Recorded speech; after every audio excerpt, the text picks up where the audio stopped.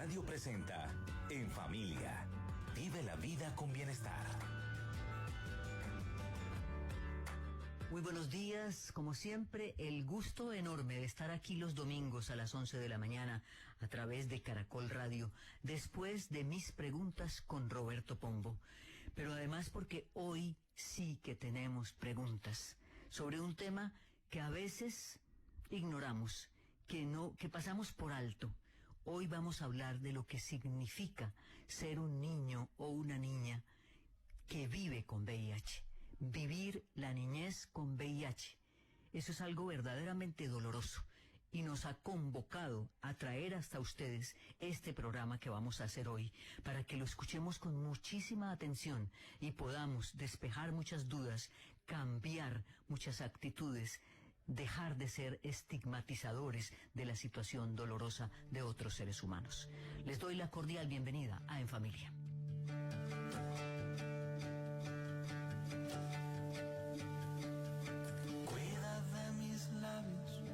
Cuida de mi risa, llévame en tus brazos, llévame sin prisa.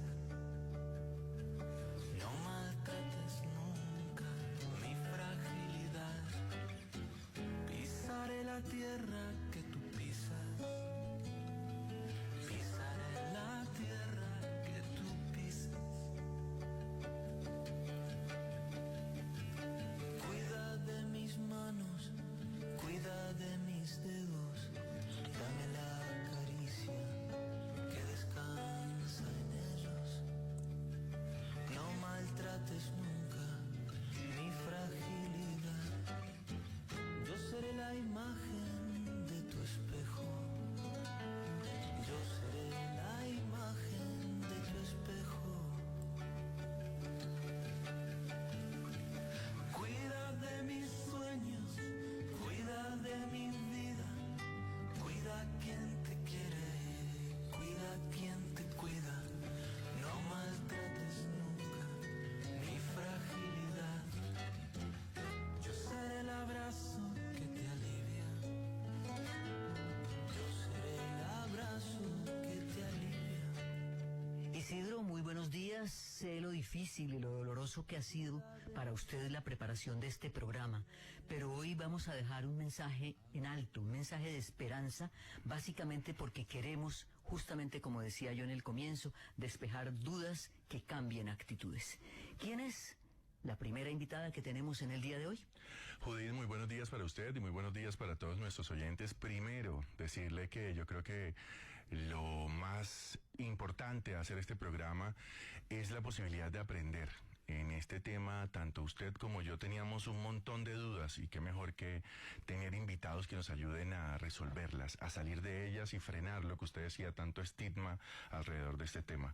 Nuestra primera invitada es Cindy Marcela Zapata. Ella es administradora de empresa, pero es creadora de Lazos de Amor. Y quiero, con los buenos días a Cindy, que empecemos hablando precisamente de Lazos de Amor. Cindy, gracias por estar con nosotros en Familia. Muchas gracias a todos ustedes. Cindy, ¿qué es Lazos de Amor? Bueno, Lazos de Amor es una organización de base comunitaria que yo creé hace 12 años y allí hemos generado un espacio de inclusión y acompañamiento para mujeres y niños que viven o conviven con VIH. ¿Y cuál fue la razón, la motivación que la llevó a crear Lazos de Amor? Bueno, mi razón y motivación es mi historia personal. Nací en una familia que vive con VIH.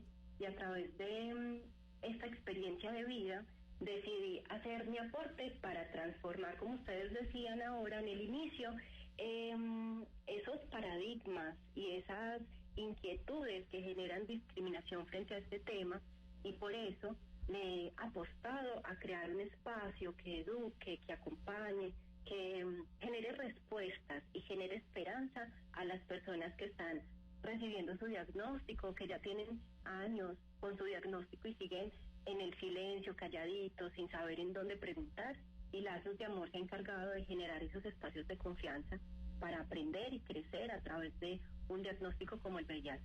Cindy, ¿qué la llevó a usted a entender completamente este contexto del VIH? Entiendo este contexto porque he convivido con VIH ya hace casi 35 años y me ha tocado como desde muy cerca observar qué ha pasado en el país en relación al VIH. Por allá en los años 80, en los 90, como toda esa carga discriminatoria que se vivió por el desconocimiento y todo lo que ha venido ocurriendo en torno como a las nuevas tecnologías en salud, a los nuevos tratamientos, las diferentes formas que se ha evolucionado como en la humanización un poco de la atención en salud. Sin embargo, considero que sigue siendo importante apostar a la no discriminación. Siento que estos espacios que ustedes abren en este momento para hablar temas relacionados con el VIH son espacios que aportan mucho como a todas las comunidades que nos escuchan para generar tranquilidad frente a este tema, ir normalizando el VIH. Entre más se hable de él, menos temor va a generar en las personas que desde el desconocimiento generan discriminación. Entonces, entre más hablemos y más aclaremos, las personas van a tener información valiosa que va a ayudar a disminuir ese índice de estigma y discriminación que sigue siendo un índice muy marcado en nuestro país. Cindy, usted que vivió su vida familiar sintiendo esa discriminación y sintiendo ese estigma, ayúdenos a derribar esos mitos.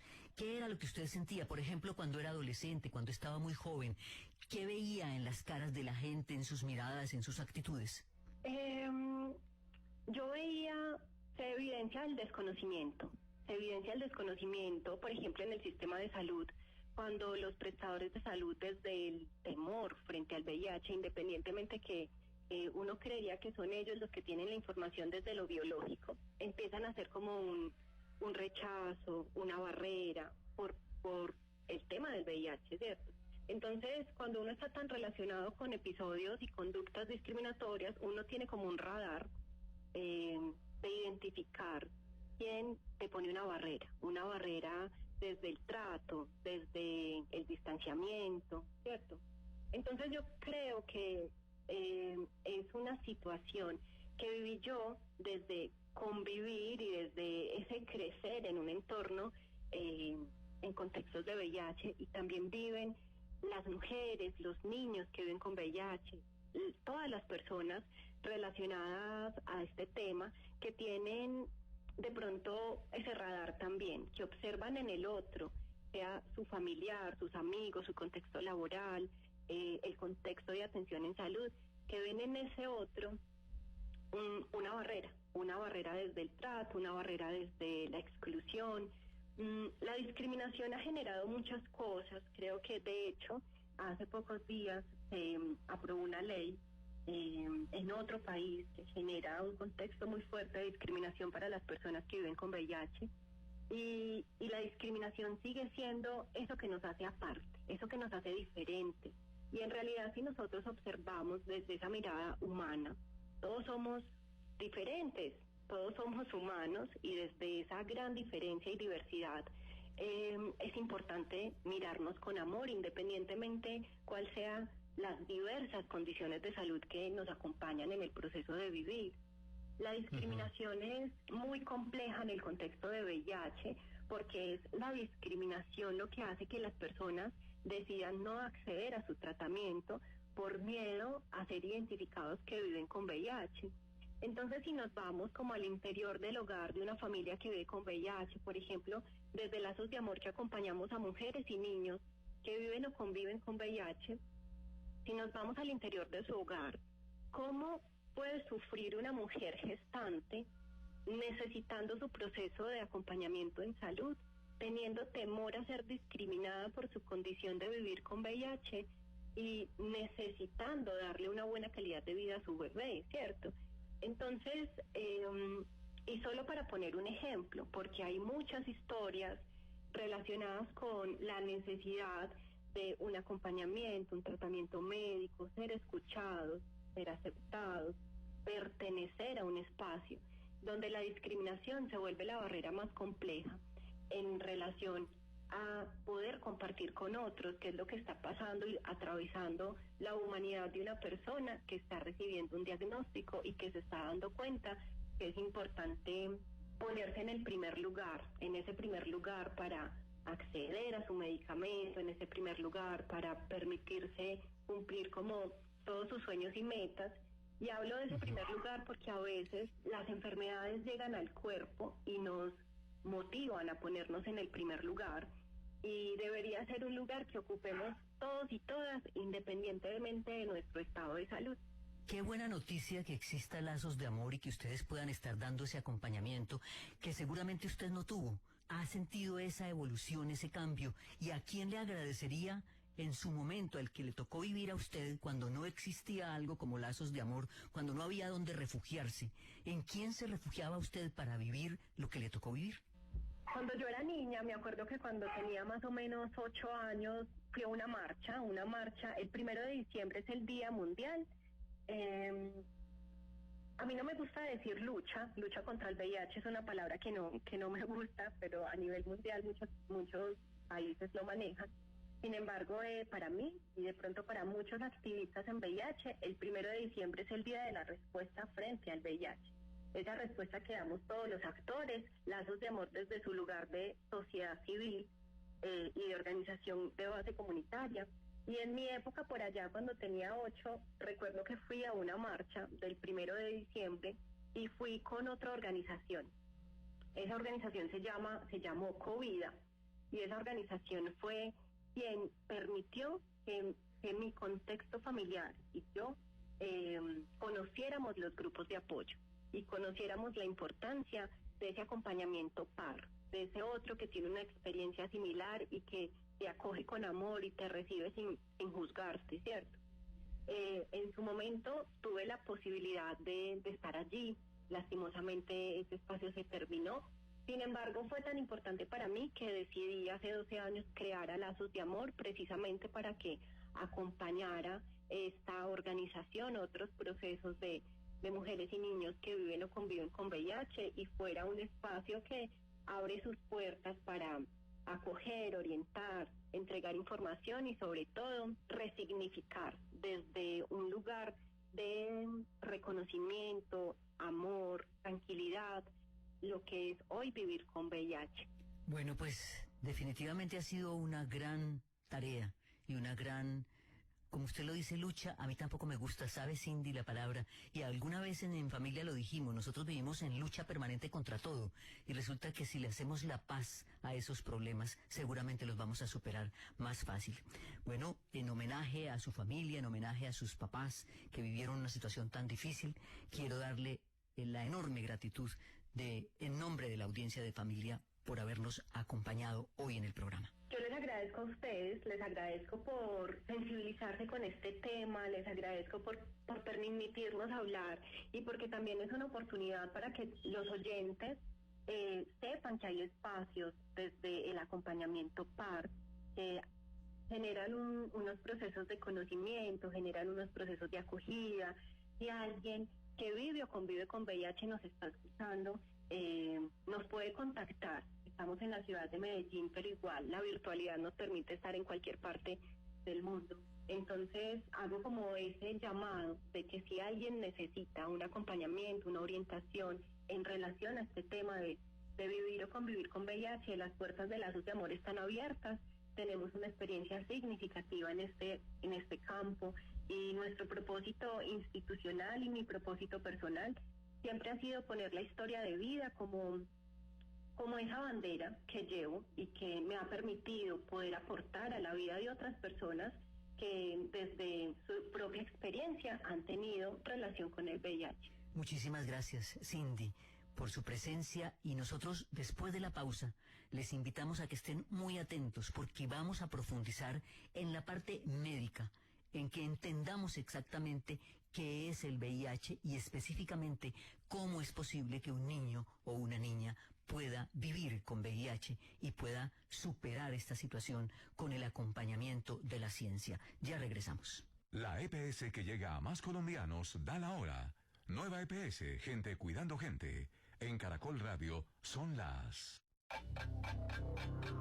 En Caracol Radio son las 11 de la mañana y 21 minutos. Detectar a tiempo el cáncer de mama está en tus manos y en Nueva EPS podemos ayudar a cuidarte. Si tienes entre 50 y 69 años, pregunta en tu IPS por la mamografía. Es totalmente gratis y debe hacerse cada 2 años. Programa tu cita. Nueva EPS. Gente cuidando gente. En Caracol Radio, la vida se disfruta en familia. Vive la vida con bienestar.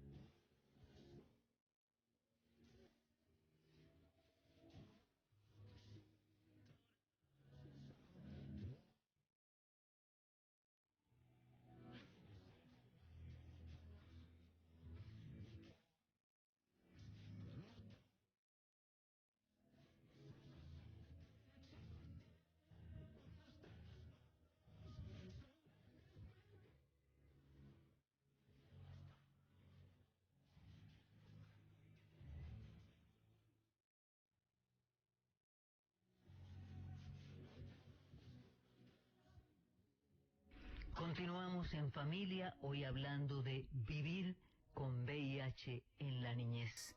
Escuchemos. Doctor, muy buenos días, soy Mónica y mi pregunta es, a esa edad tan corta, ¿cómo se transmite y cómo se adquiere el VIH? Esta pregunta de Mónica nos da la apertura para conversar con Juan Pablo Londoño, médico, microbiólogo, pediatra, infectólogo pediatra con maestría en el virus de inmunodeficiencia humana VIH, creador del espacio Tu Infectólogo Pediatra, donde brinda consejos para mejorar la salud de los niños. Doctor Juan Pablo, con el agradecimiento por separar espacio en su agenda para nosotros en familia, empecemos entonces por contestarle la pregunta a Mónica.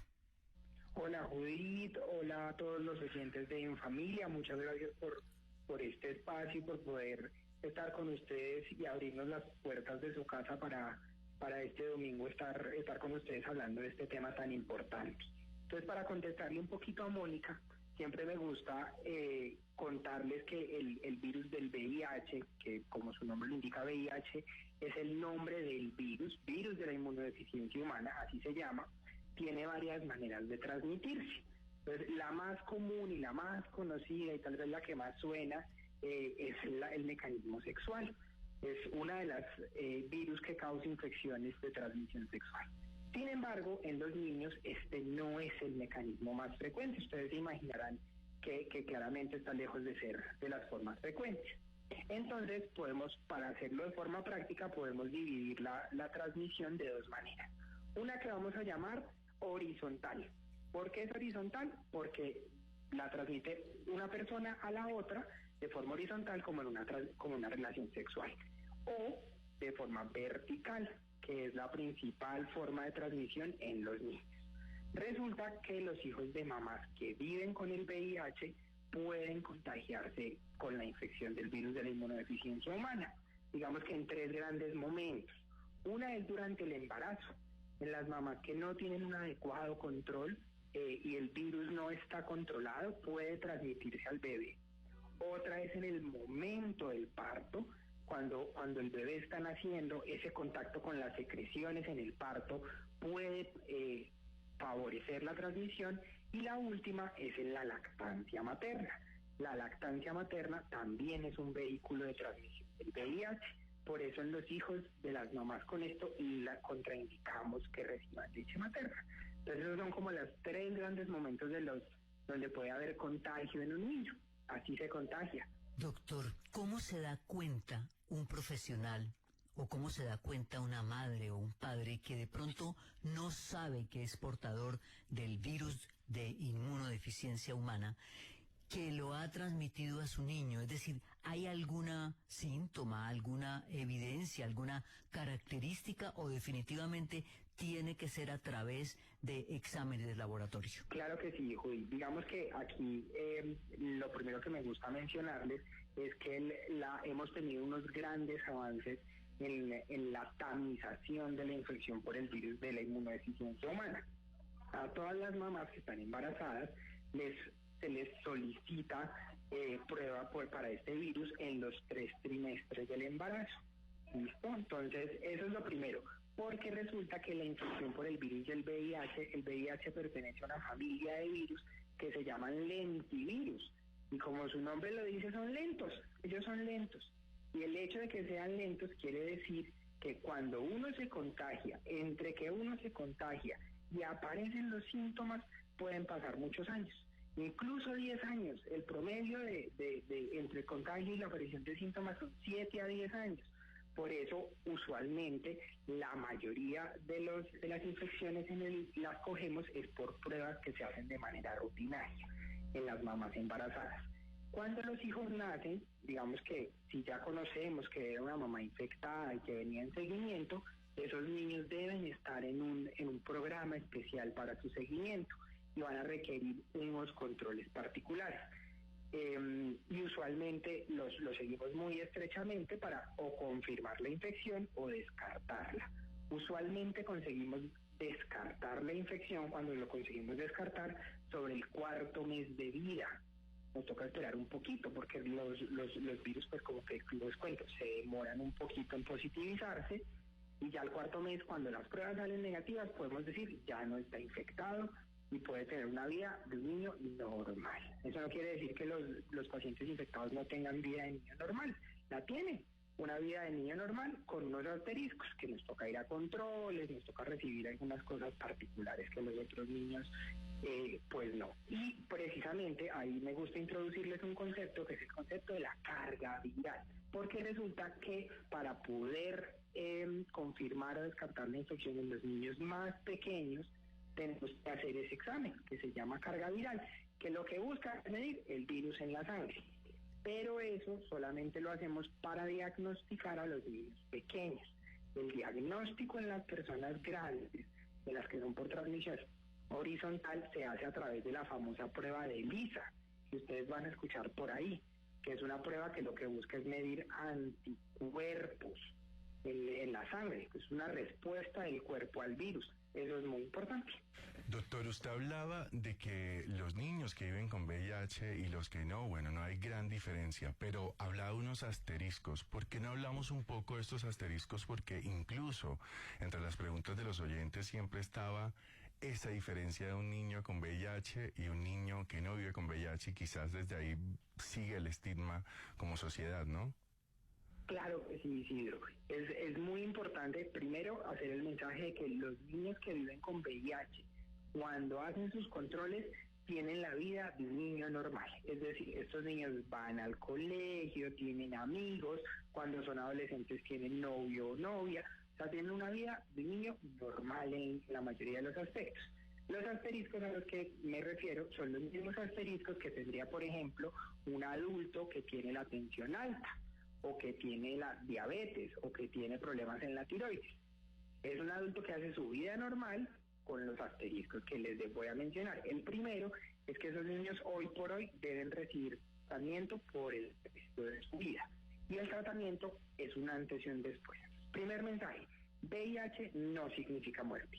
Para nada. Hoy por hoy eso no es verdad. Los pacientes infectados que terminaban sus días muy mal, eso hoy por hoy no tiene por qué ser así.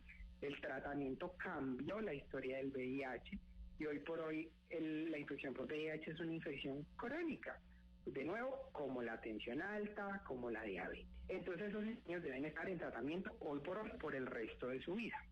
Puede que en un futuro tengamos terapias que nos permitan ya no que sea por el resto de la vida, pero hoy por hoy es por el resto de su vida. Y si lo reciben juiciosos, van a tener una vida, un tiempo estimado de vida igualito al de un niño sano.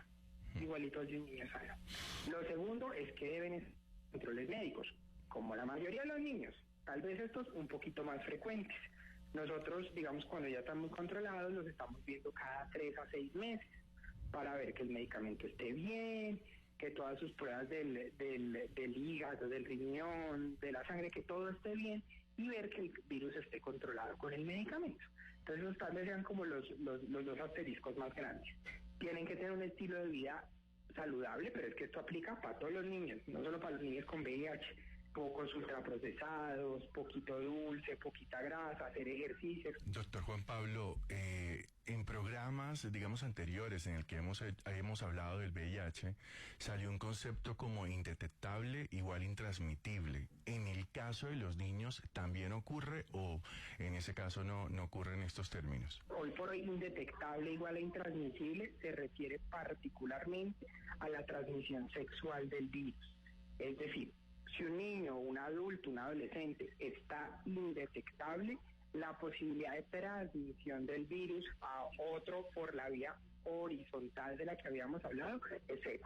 O sea, no hay transmisión del virus.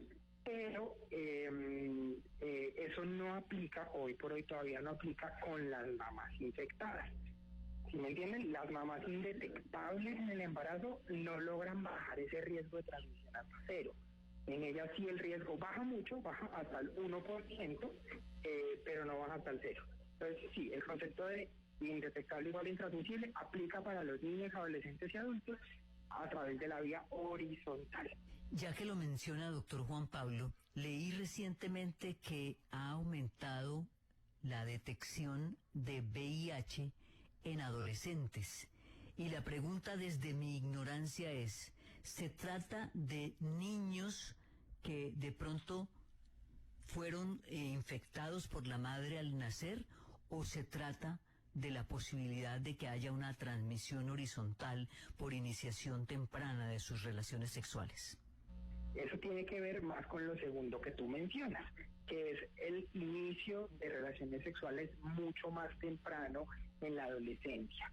Y que sea también la oportunidad para hablar con las familias de la importancia que es hablar de estos temas en la casa. Y como bien lo mencionas, hoy por hoy estamos teniendo un aumento de casos de VIH en la adolescencia, esto relacionado con el inicio de vida más sexual mucho más temprana y sobre todo con el no entendimiento de las estrategias de prevención de la infección. Es decir, el uso adecuado del preservativo, en algunos casos incluso aplican unas estrategias muy novedosas como la profilaxis preexposición que se podría aplicar en algunos casos, pero el mensaje es, en la casa tenemos que hablar de estos temas. Son incómodos, no nos gustan, pero es mucho mejor hablarlo antes de que suceda que cuando sucede.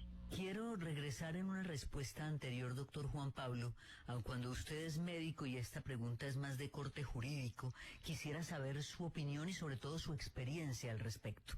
Decía usted que el niño es igual que cualquier otro niño porque están, primero que todo, sus derechos. Los derechos de la niñez están por encima de los de todo el mundo. Pero no nos digamos mentiras, somos una sociedad que tiene tendencia a la estigmatización.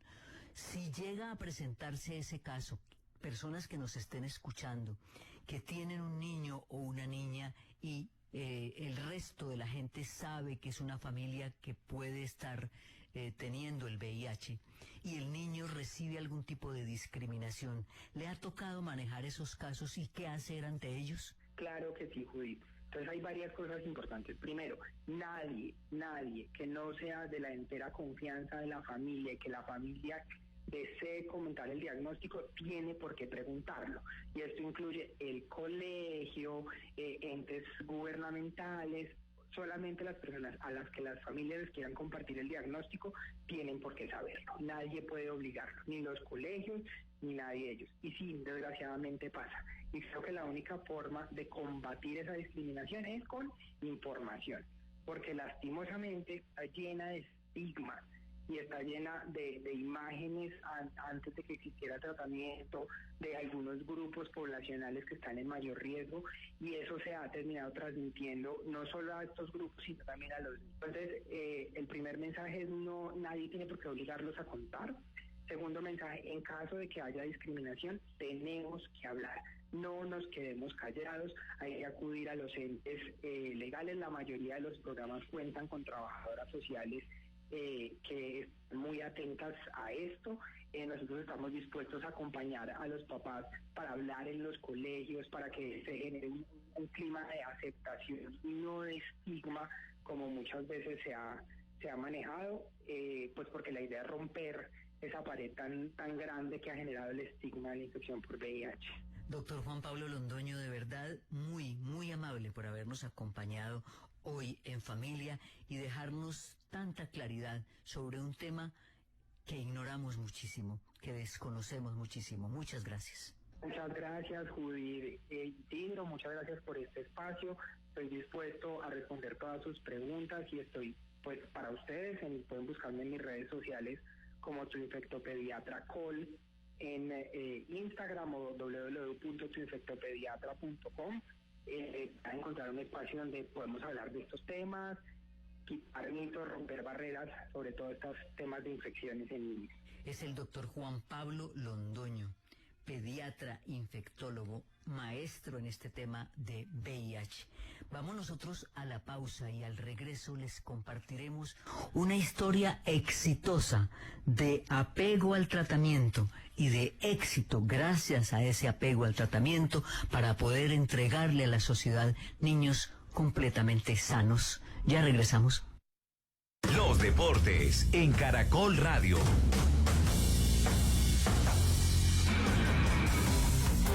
11:38, el serbio Novak Djokovic alzó con Roland Garros, dijo tercer grande de su carrera, superando en uno al español Rafael Nadal y convirtiéndose en el hombre con más triunfos en torneos Grand Slam de la historia. Asimismo, Djokovic recupera el número 1 en detrimento del también español Carlos Alcaraz, eliminado en semifinales y con problemas físicos. Brevemente, el sonido de ESPN, comienza el acto de premiación en la cancha de París. Yes, I think we should start with Novak. Comencemos con Novak. Another day, another record for you. Otro día y un nuevo récord para ti. You write tennis history once again. It's just otro día que la premiación de Djokovic apenas está iniciando el acto, ya algunos asistentes atentos y ya la cancha totalmente llena de la gente que ha hecho partícipe o ha participado en este torneo en su gran final, todo el grupo de jueces y grandes figuras que han participado y que han asistido al partido. Inclusive vimos en las graderías a Kylian Mbappé, el jugador del Paris Saint-Germain. Djokovic levantó por tercera vez la corona en París tras derrotar al noruego Casper Ruud con parciales 7-6, 6-3 y 7-5. Segunda final consecutiva en la tierra batida francesa y la tercera de su carrera en Grand Slam. Prosigue el acto. Más adelante estará Djokovic recibiendo en la parte central, en el cierre de la premiación, la distinción como el campeón de Roland Garros. En el fútbol, el CSKA Moscú con Jorge Carrascal, los últimos 17 minutos igualó 1-1 con Krasnodar y en los penales impuso 6-5 para llevarse la Copa Rusa de Fútbol.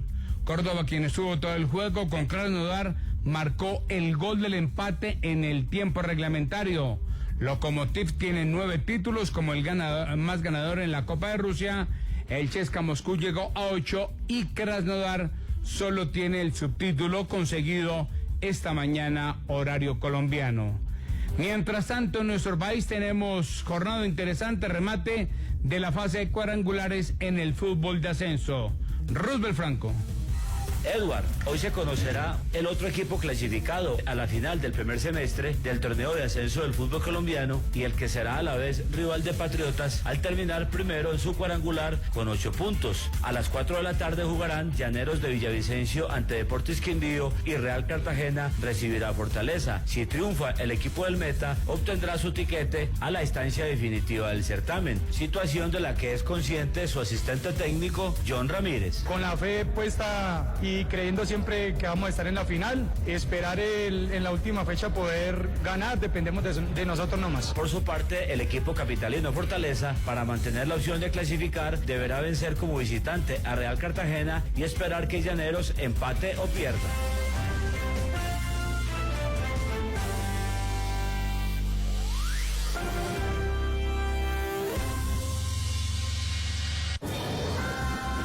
Caracol Radio y la Pontificia Universidad Javeriana presentan Especial Día Mundial de los Océanos. En el marco de la conmemoración del Día Mundial de los Océanos, es necesario entender que la vida no sería posible sin ellos. Debemos conocer su importancia en el aire, el clima y la razón por la que garantizan nuestra seguridad alimentaria.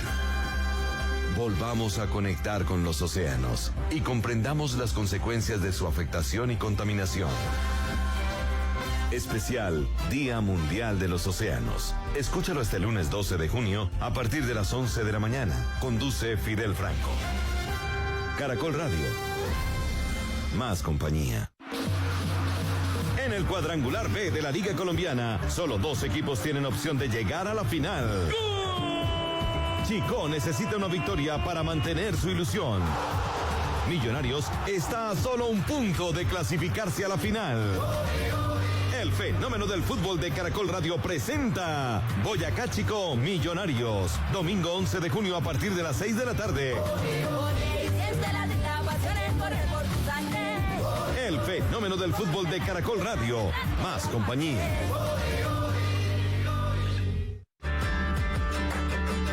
En familia, vive la vida con bienestar. Caracol.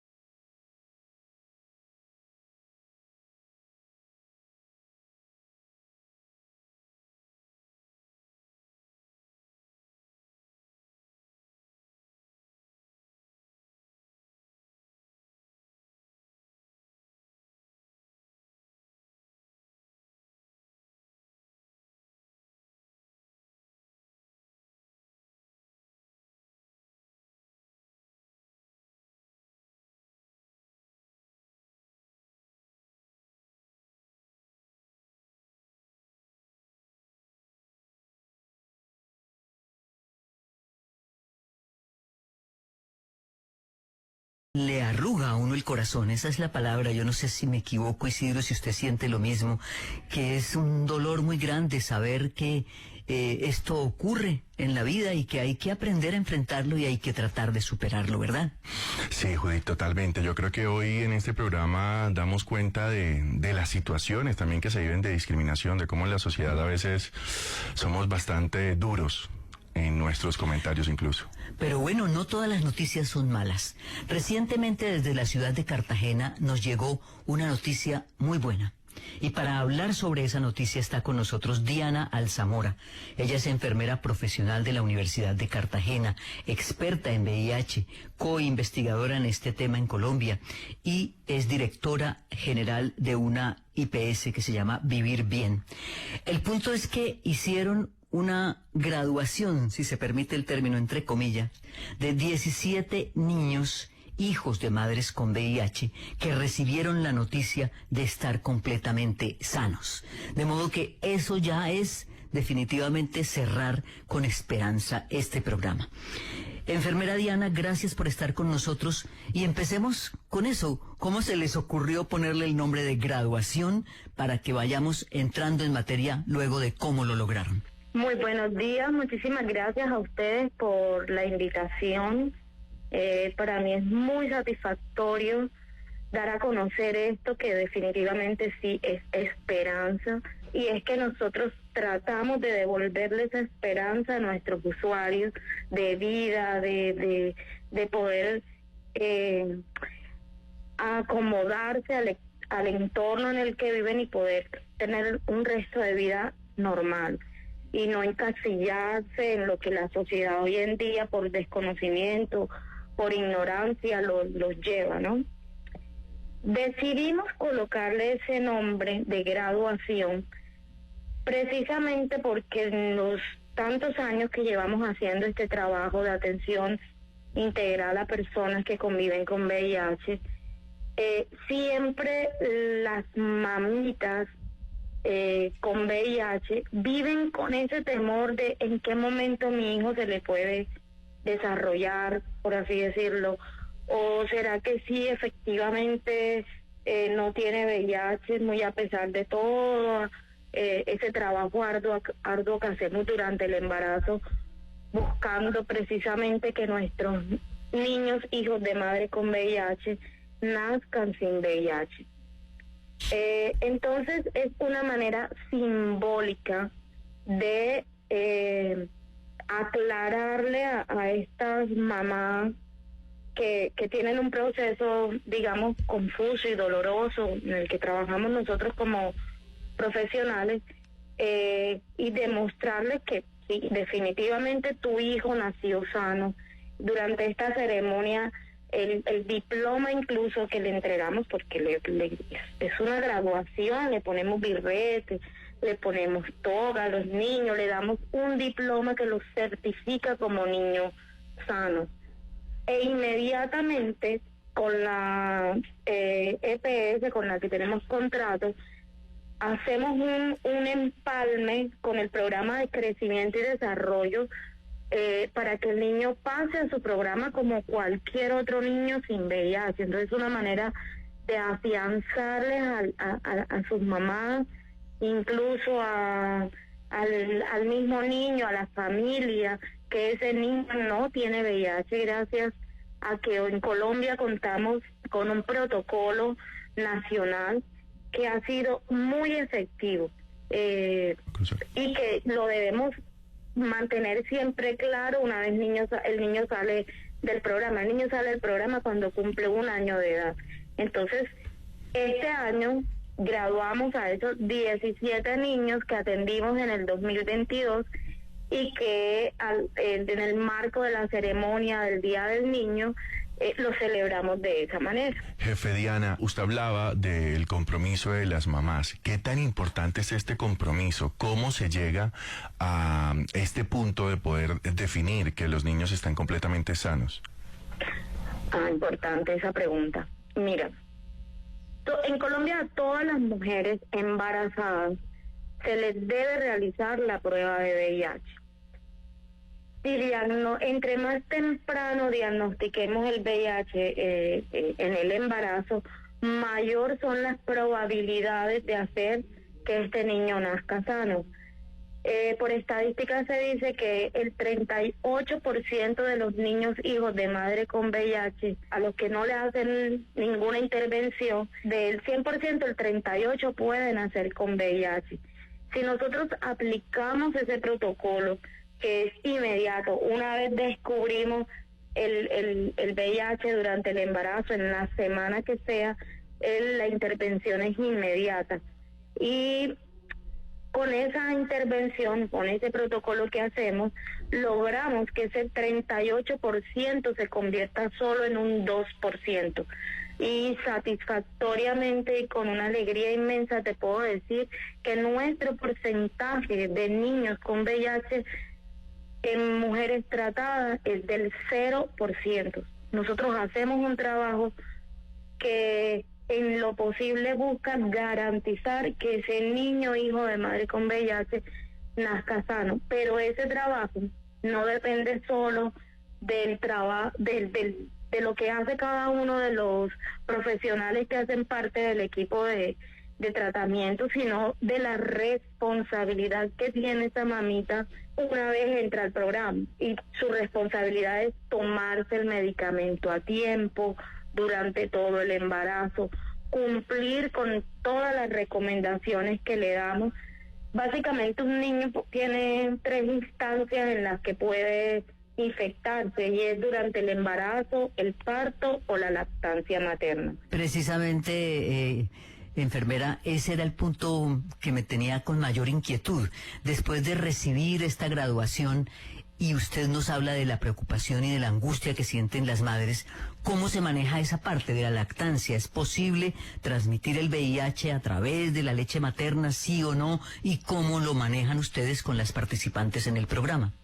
Como te decía, el VIH se puede haber una transmisión vertical durante el embarazo, el parto y la lactancia. ¿Por qué razón? Porque las mujeres con VIH tienen el virus, digamos, está presente en 3 fluidos corporales, que son la sangre, los fluidos vaginales y la leche materna. Entonces, durante el embarazo puede que haya un intercambio de fluido sanguíneo. Así como para explicarle muy detalladamente, las mamás tienen su sangre y el bebé tiene la suya, se comunican a través de la placenta y el cordón umbilical, y pues la placenta es una barrera que evita que el virus pueda pasar al torrente sanguíneo del niño, pero durante alguna contracción o movimiento brusco o algo puede ocurrir que algunas partículas pasen. Por esa razón, la intervención inmediata es medicar a la mamá para disminuir la cantidad de virus en su sangre a 0, así que no le quede virus circulante. El virus queda como en el ARN de la célula, pero no circulante en el torrente. Entonces, de esa manera evitamos que el virus pase al niño durante el embarazo. Si logramos esa supresión viral, los ginecólogos deben optar por un parto vaginal siempre y cuando haya supresión viral, o en su defecto la cesárea, ya que no tendría el niño que pasar por el canal vaginal y exponerse pues al virus que encuentra en esos fluidos. Y lo más recomendable es hacer la cesárea, ¿verdad? Porque el sangrado en la cesárea es controlado y pues tendríamos más opción. Y la otra parte en la que debemos intervenir es en la supresión de la lactancia. Para eso la mamita es medicada, ¿verdad? Se le coloca un medicamento que suprime la producción de leche, y además estos niños reciben de manera gratuita, subsidiado por su EPS, la fórmula láctea durante el primer año de vida. Recordemos que un niño al año de vida ya puede comer todos los alimentos que existen. Entonces, el acompañamiento es hasta el primer año de vida. ¿Cómo sabemos si salió infectado o no? Pues dependiendo de las condiciones se le hacen unos exámenes específicos, una carga viral. Al nacer, si a las 72 horas, pues si fue un embarazo de alto riesgo, es decir, que la mamita no estuvo controlada, o a los 56 días si estuvo en control, y luego a los 4 meses. Entonces, si estas 2 cargas salen negativas, pues obviamente ya tenemos un niño sano, pero queda en el acompañamiento hasta el año de vida mientras esté recibiendo seguimiento y la fórmula láctea. Enfermera, a lo largo de esta entrevista hemos hablado del compromiso de las mamás para poder lograr esta graduación, o digamos lo que hemos titulado como una graduación. Pero, ¿qué pasa con los papás? ¿Qué papel jugaron o evidenciaron ustedes que jugaron en este proceso?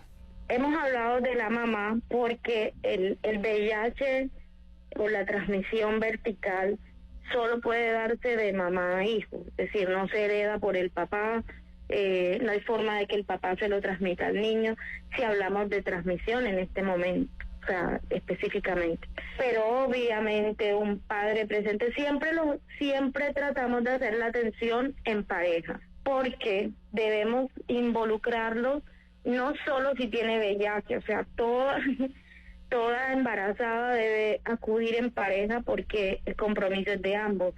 De pronto nosotros manejamos población de estrato 1, 2 y pues obviamente son de bajos recursos, siempre es la preocupación, bueno, y si no puede tomar leche materna, me toca comprarle los potes, pues para nosotros es muy satisfactorio decir, mira, esto lo puedes invertir en alimentos, en pañales, no en otras cosas, lo que te podrías haber gastado en fórmula láctea, que es costoso, y nosotros vamos a asumir como garante de tu salud. Y obviamente el acompañamiento emocional para esta mamá, el estar presente y que entre los dos muchas veces toca como afianzarlos emocionalmente, porque el temor efectivamente no es solo de la mamá, el papá va a decir, pues si yo tengo me voy a morir, el niño va a quedar solo, porque desafortunadamente lo que una persona tiene con VIH tiene siempre presente en su cabeza, por más que le hablemos de lo contrario, es que se va a morir, y el temor que grande es que va a pasar si yo me muero. Pues entonces el trabajo con nosotros, de nosotros para ellos, también es afianzarles los conocimientos, la orientación de que tú puedes vivir con VIH el resto de tu vida siempre y cuando te cuides y tomes el tratamiento a tiempo. Pues, enfermera, de verdad usted nos ha dejado justamente planteado el punto que nos va a quedar como una deuda con nuestros oyentes, y es abordar este asunto desde lo emocional, desde lo psicológico, desde lo que significa para un ser humano vivir con VIH y sentir que a pesar de los avances de la ciencia puede morirse por tener el VIH, y mucho más si se es padre o madre, y también, por supuesto, las afectaciones emocionales para niños, niñas y adolescentes. Será en otra oportunidad. Muchísimas gracias, enfermera, por esta participación en Familia. Que tenga usted un buen día. Muchísimas gracias a ustedes por la invitación. Y por supuesto, como siempre, les decimos, ustedes tienen la palabra. enfamilia@caracol.com.co. Escuchamos sus comentarios, sus preguntas, sus propuestas. Este tema creo que nos ha quedado ahí planteado porque hay muchas inquietudes, muchas dudas, y reconozcámoslo, mucha ignorancia al respecto del VIH en sí mismo, y mucho más cuando se trata del VIH infantil. Aquí terminamos nuestro encuentro de hoy en Familia, con el agradecimiento por su sintonía y con la invitación muy cordial a quedarse con las noticias en Caracol Radio, la mejor compañía. Este lunes festivo te acompañamos con A Vivir, que son 2 días de 8 a 11 de la mañana. Regresa a casa bien informado con todas las actualizaciones de la Operación Retorno por las carreteras del